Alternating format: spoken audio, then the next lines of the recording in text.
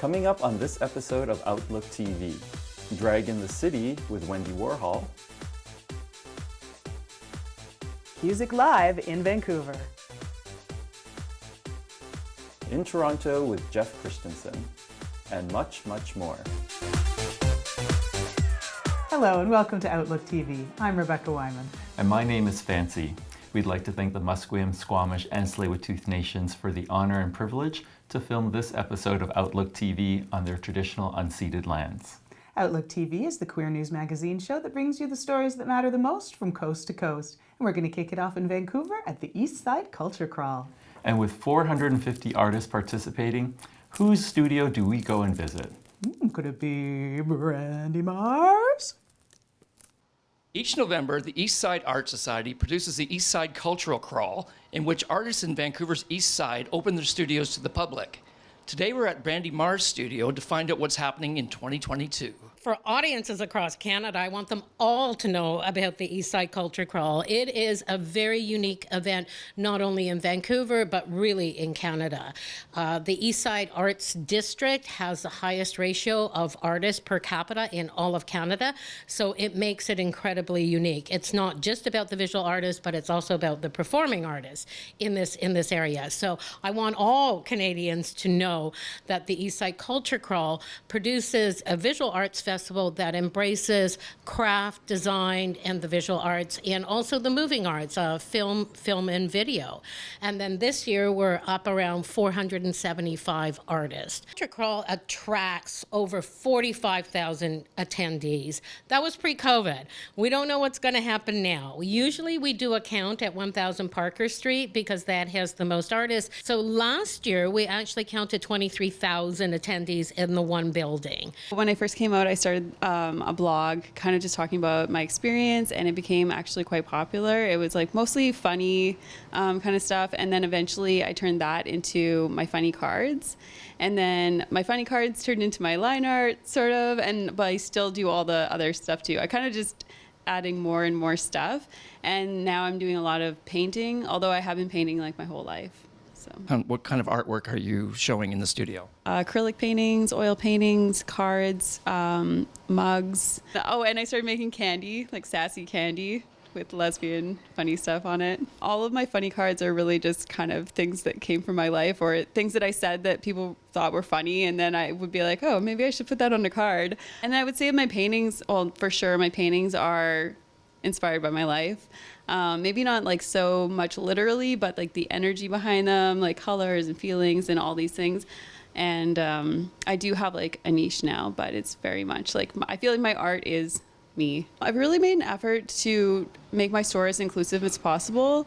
It does lean heavily on lesbian art because I feel like the things that are most authentic and people connect to are the things that are true, and that is the thing I know the most about. I felt like a lot of lesbian art was over-sexualized, and I wanted to create something that had like more of the feeling of how it is to date women or to love women or be in a relationship with women. I take my art to the Dyke March, Vancouver, like the Sunset Beach Pride, and also I did like Mural Fest this year and Outsider Arts Fest. That's actually part of why I got a studio, because I was hauling everything around and I'm like, wow, wouldn't it be like so cool if I had a place where all these things could be and then people could come and shop? For Outlook TV, this is Angus Pratt at the Eastside Cultural Crawl in Vancouver. So I think you know all about this next story. Yes, we've got a big helping of Ricecake Kinnaree, a big Asian dance festival that's inclusive and diverse. Sounds delicious. Representation matters in this queer community. And tonight, we're at Ricecake Kinnaree with an all-Thai cast. This is very special and dear to my heart because of my own Thai heritage. Here is Ricecake Kinnaree. And we hope Ricecake means that to you all as well. You're here to explore, be your queer Asian self, celebrate your identity, and we're here for you.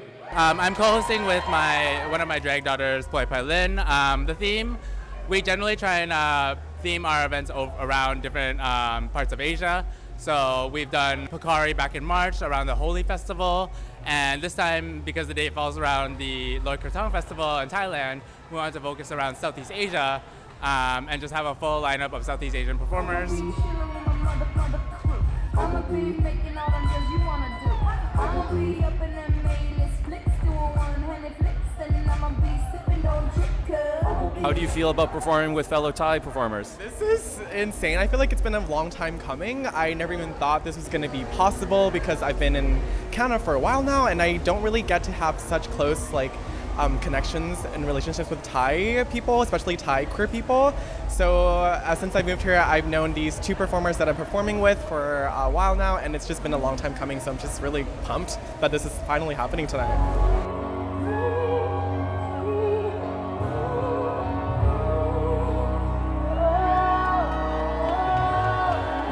Tonight I'll be doing 3 performances. So there's one group number with the 2 other Thai queens that are from the city, Mickey Wiki and Ploy Pailan. I love them both so much.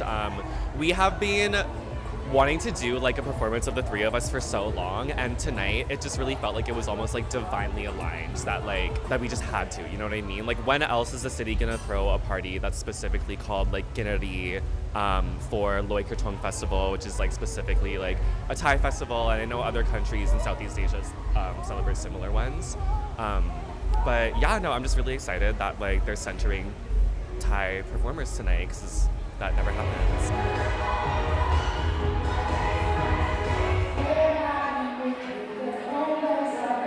So Ricecake is primarily a party, yes, but I think it's really more so an event, a community event. People really know Ricecake because it's the only safe space for queer Asians to come celebrate their identities and each other in a safe, non-judgmental space.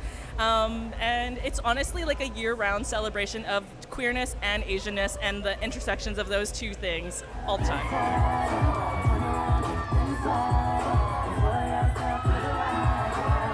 I created Ricecake because I felt there was a need for a safe space for queer Asians to come and let all their worries go and just feel safe exploring their gender, exploring their queerness, and to just enjoy themselves and be who they are.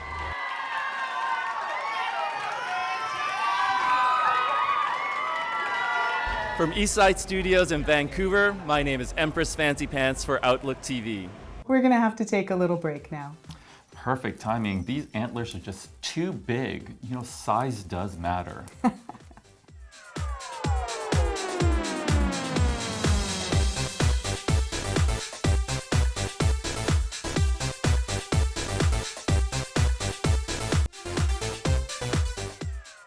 Welcome back. You're watching Outlook TV. We're headed to the Junction in Vancouver for QUSIC featuring Matthew Presidente. QUSIC Live is a popular music show based in Kelowna and is live here tonight at the Junction in Vancouver. Let's meet the artists and check out the show.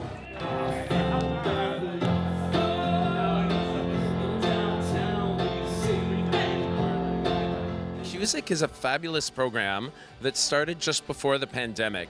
It started by a group called Rebellious Unicorns. They're based out of Kelowna, and they brought QUSIC up to the BC mountains for Peak Pride. And it's basically a showcase series of queer identifying musicians doing original music. And it's been a fabulous program. It got cut short in 2020 due to the pandemic. But they quickly pivoted to a platform called Unicorns Live, where the QUSIC program lived on in a virtual form. And since reopening, we've been bringing QUSIC to a lot of different places in BC. We did Peak Pride again this year, Red Mountain, Mount Washington, Big Whites, and Silver Star. And then we brought it to a few cities. But tonight is our first QUSIC here in Vancouver, which will hopefully be an ongoing series.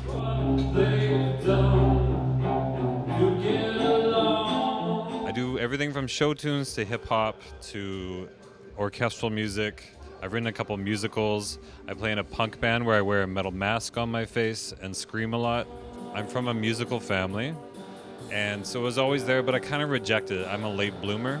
I'm self-taught, so I play the cello, the piano, all these things, but I taught myself how to do it. I like to say I play a lot of instruments very poorly.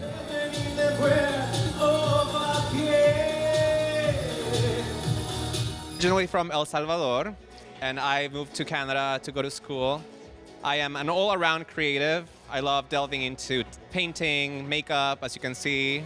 But yeah, music is my passion, and I released my first song last year. as a pandemic project. I've always loved singing, and I've always liked writing my thoughts down into paper.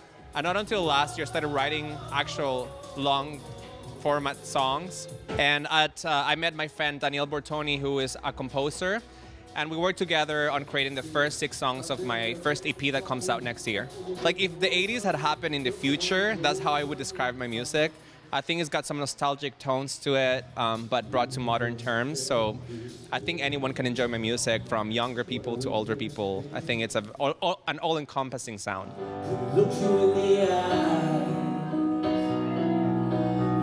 We will continue to tour in different cities. It's been many years since we've had live music on Davie Street. Hopefully here in Vancouver we can continue to have an ongoing relationship with this fabulous venue. We love being here at the Junction. It's a great room.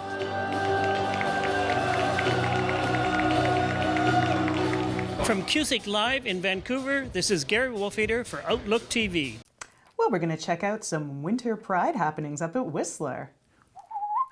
It's the 30th anniversary, and we've got the scoop for you. After starting as a small weekend gathering of gay ski enthusiasts back in 1992, the Whistler Pride and Ski Festival is now one of the largest queer-focused ski festivals in the world. Today, we're going to talk to them about their 30th festival that's happening in 2023.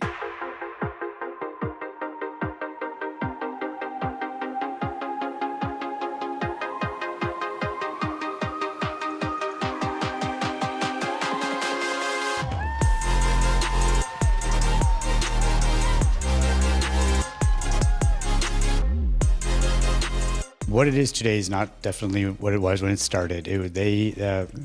When it was started, it was more like a group of guys getting together to enjoy a ski weekend, or grew into a week over time. Back in those days as well, I mean, the community wasn't so accepted as it is now, so support was a little bit minimum. But the organizers at that time, very brave, very brilliant, put on a good event, put on a good festival, and it grew and grew and grew. And every year, including this year, it's outpacing the year before. We are anticipating, as we now have a registration for free for the ski and snow boarding program, guiding program. And right now our numbers are astronomical. We have seen a growth about 10 to 15% each year in attendance numbers. And my only worry is accommodations. Hopefully everybody's booked their places, because the resort is filling up, and we anticipate it to be pretty full by the time the festival hits. The resort itself has a lot of activities, a lot of winter activities outside. We have an event on Monday night at Valley Lumina, which is a installation of light show and sound outdoors that you walk through. We have, of course, our spa night at Scandinav Spa. It's an exclusive event for Whistler Pride and Ski Festival on the Tuesday.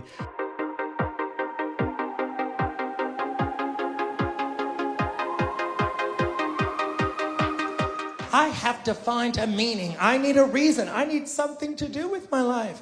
So I sat back and I took a moment and said, what do I want? I have to give my life to the Lord. And that's when I became an altar boy. We have Bianca Del Rio. She's coming in. She's after a 3-month holiday or break. We've got her. She's excited. She's performed many, many years ago with a whole group of others. But of course, there's nobody that can beat her show and beat her act. And we're so happy she's part of the 30th anniversary.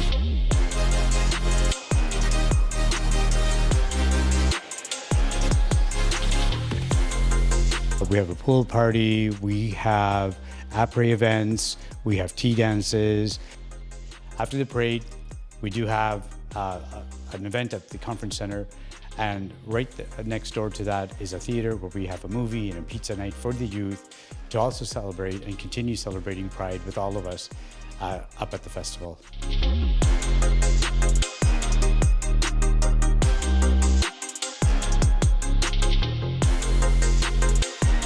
Find out everything you want for the 30th anniversary of the Whistler Pride and Ski Festival at whistlerpride.com.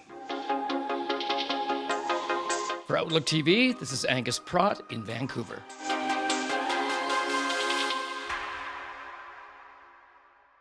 We have to take another break now. Look, I found smaller antlers. Hi, this is Wendy Warhol and you're watching Outlook TV.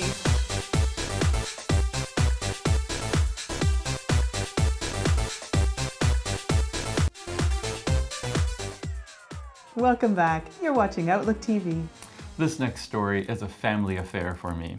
We're going to my drag mother's show featuring my drag sister, Wendy Warhol. Well, at Outlook TV, it's me, Ollie, and I'm here on Main Street at the Cascade Room for Drag in a City, where Mina Mercury hosts a bi-weekly show. This week, she's joined by her drag daughter, Wendy Warhol, who's going to tell us all about her upcoming plans.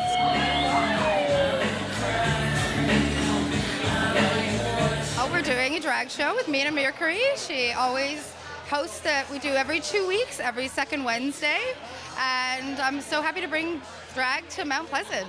It's making it more accessible to people that don't go down to Davies Street, and Mina's so great at bringing it, making people feel more comfortable and knowing that they can actually be a part of it, whereas they don't feel that they can be otherwise. So I think it's really important.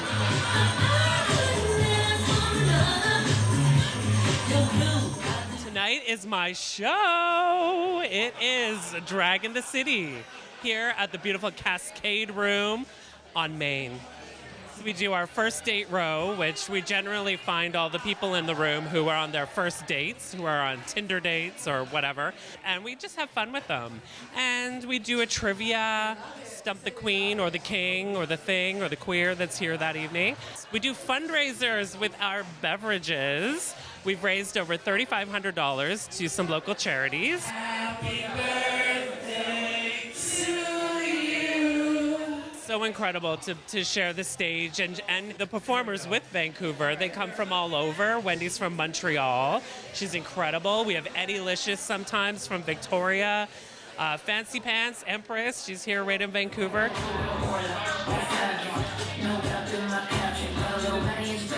Mina Mercury invited me to come here before I leave Canada to go to Mexico, because I've been going to Mexico for a couple of years now.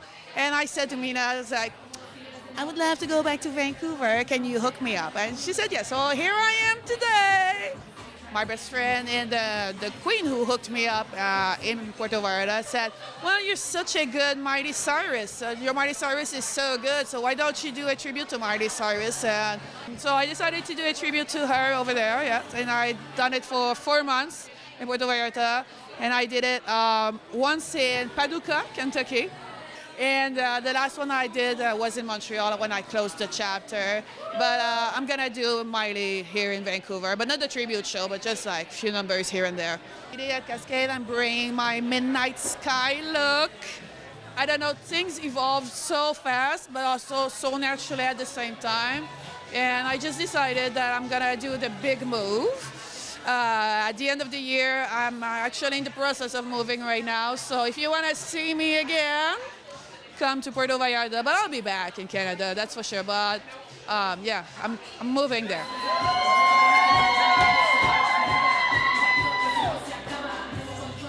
Make sure that you check out Cascade Room's social media to know when the next Drag in a City is happening. For Outlook TV, this is Ollie in Vancouver. We're off to Toronto now to check in with Jeff Christensen about his costumes. Well, I don't know about Jeff. I do know about Kitten Kaboodle, though.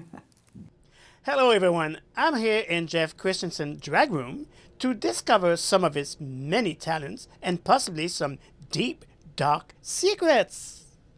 I've been doing drag since 2012 when I entered the Queen of Halloween contest at Woody's. I invented the name Kitten Kaboodle, which means the whole kitten, it, and caboodle. I think Kitten is glamorous. She's kind of a conglomerate of my ideal female figure from when I was growing up. Size it and I exaggerate it and add a little more bling to it.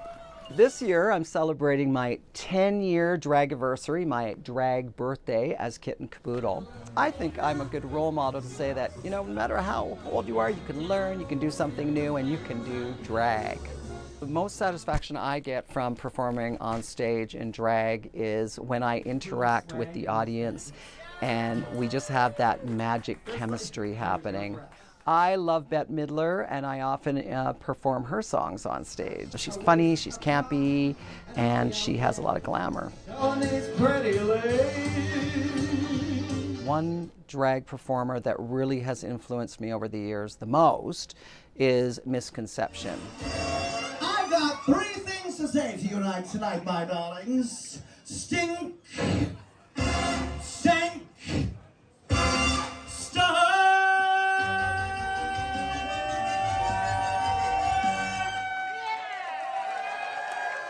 She has a way of interacting with her audience, of building rapport, and she's funny and so entertaining, incredibly entertaining. I like to add some live songs into each of my sets. And I got to know what's mine and isn't mine.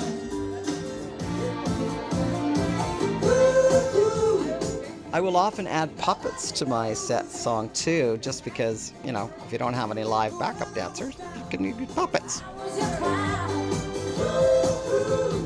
Back in 2012, when I entered the Queen of Halloween competition, I decided to teach myself to sew and then make my own costumes for it.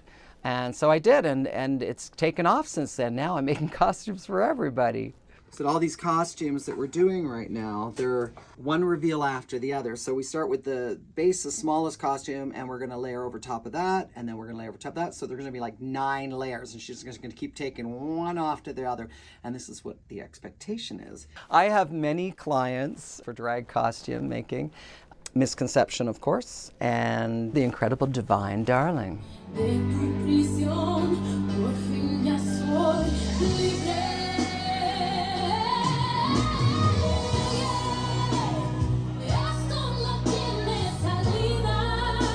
I would love to be at a place where I could just decide when I want to perform, go and perform, and that's it. I really love performing.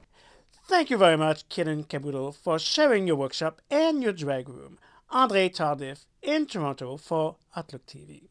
That's all the time we have for this episode of Outlook TV, but we'll be back before my antlers can fall off.